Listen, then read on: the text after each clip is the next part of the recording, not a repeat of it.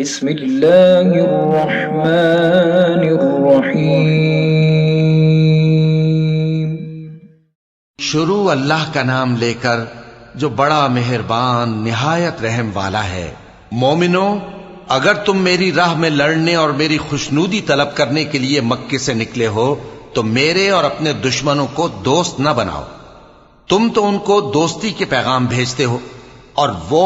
دین حق سے جو تمہارے پاس آیا ہے منکر ہیں، اور اس وجہ سے کہ تم اپنے پروردگار یعنی اللہ تعالیٰ پر ایمان لائے ہو، پیغمبر صلی اللہ علیہ وآلہ وسلم کو اور تم کو جلا وطن کرتے ہیں۔ تم ان کی طرف پوشیدہ پوشیدہ دوستی کے پیغام بھیجتے ہو، اور جو کچھ تم مخفی طور پر اور جو علل اعلان کرتے ہو وہ مجھے معلوم ہے، اور جو کوئی تم میں سے ایسا کرے گا وہ سیدھے رستے سے بھٹک گیا۔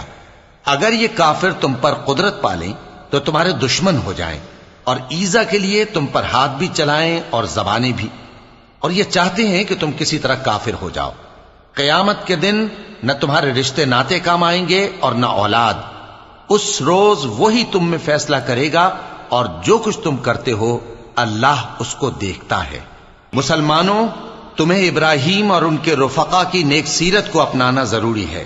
جب انہوں نے اپنی قوم کے لوگوں سے کہا کہ ہم تم سے اور ان بتوں سے جن کو تم اللہ کے سوا پوجتے ہو بے تعلق ہیں، ہم تمہارے معبودوں کے کبھی قائل نہیں ہو سکتے، اور جب تک تم ایک اللہ پر ایمان نہ لاؤ ہم میں تم میں ہمیشہ کھلم کھلا عداوت اور دشمنی رہے گی۔ ہاں، ابراہیم نے اپنے باپ سے یہ ضرور کہا تھا کہ میں آپ کے لیے مغفرت مانگوں گا، اور میں اللہ کے سامنے آپ کے بارے میں کسی چیز کا کچھ اختیار نہیں رکھتا۔ اے ہمارے پروردگار، تجھی پر ہمارا بھروسہ ہے اور تیری ہی طرف ہم رجوع کرتے ہیں، اور تیرے ہی حضور میں ہمیں لوٹ کر آنا ہے۔ اے ہمارے پروردگار، ہم کو کافروں کے ذریعے فتنے میں نہ ڈالنا، اور اے ہمارے پروردگار ہمیں معاف فرما، بے شک تو غالب ہے، حکمت والا ہے۔ تم مسلمانوں کو یعنی جو کوئی اللہ کے سامنے جانے اور روز آخرت کے آنے کی امید رکھتا ہو اسے ان لوگوں کی نیک سیرت اپنانی چاہیے، اور جو روگردانی کرے تو اللہ بھی بے نیاز ہے، لائق حمد و ثنا ہے۔ عجب نہیں کہ اللہ تم میں اور ان لوگوں میں جن سے تم دشمنی رکھتے ہو دوستی پیدا کر دے، اور اللہ قادر ہے اور اللہ بخشنے والا ہے، مہربان ہے۔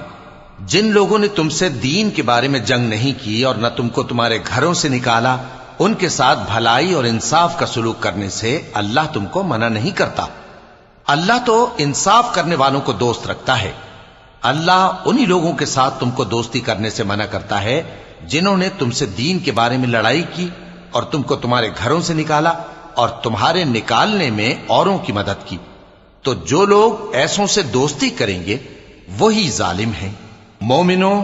جب تمہارے پاس مومن عورتیں وطن چھوڑ کر آئیں تو ان کی آزمائش کر لو،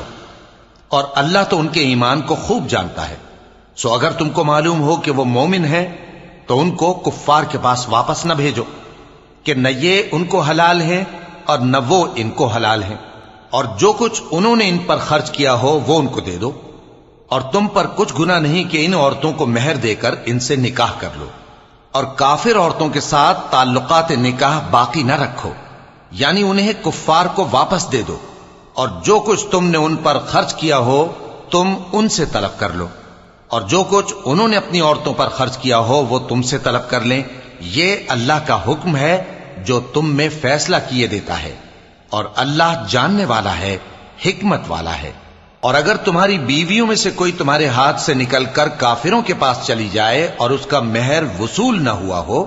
پھر تم ان سے جنگ کرو اور ان سے تم کو غنیمت ہاتھ لگے، تو جن کی بیویاں چلی گئی ہیں ان کو اس مال میں سے اتنا دے دو جتنا انہوں نے خرچ کیا تھا، اور اللہ سے جس پر تم ایمان لائے ہو ڈرتے رہو۔ اے پیغمبر صلی اللہ علیہ وآلہ وسلم، جب تمہارے پاس مومن عورتیں اس بات پر بیعت کرنے کو آئیں کہ نہ تو اللہ کے ساتھ شرک کریں گی، نہ چوری کریں گی، نہ بدکاری کریں گی، نہ اپنی اولاد کو قتل کریں گی، نہ اپنے ہاتھ پاؤں کے درمیان کوئی بہتان باندھ لائیں گی، اور نہ نیک کاموں میں تمہاری نافرمانی کریں گی، تو ان سے بیعت لے لو اور ان کے لیے اللہ سے بخشش مانگو، بے شک اللہ بخشنے والا ہے، مہربان ہے۔ مومنوں، ان لوگوں سے جن پر اللہ غصے ہوا ہے دوستی نہ کرو، کیونکہ جس طرح کافروں کو مردوں کے جی اٹھنے کی امید نہیں،